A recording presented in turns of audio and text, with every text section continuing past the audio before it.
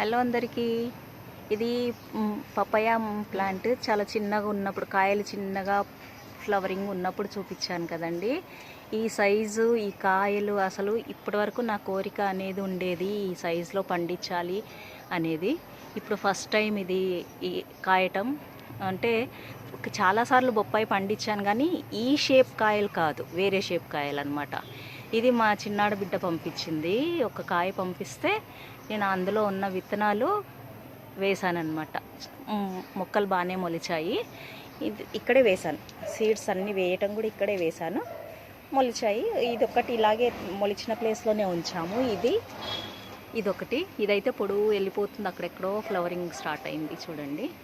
ఇంకా మిగతా అన్నీ రీప్లాంట్ చేసాం, అక్కడక్కడ డ్రమ్ముల్లో పెట్టామన్నమాట. ఇదొక్కటి మాత్రం ఫస్ట్ స్టార్ట్ అయింది కాయలు.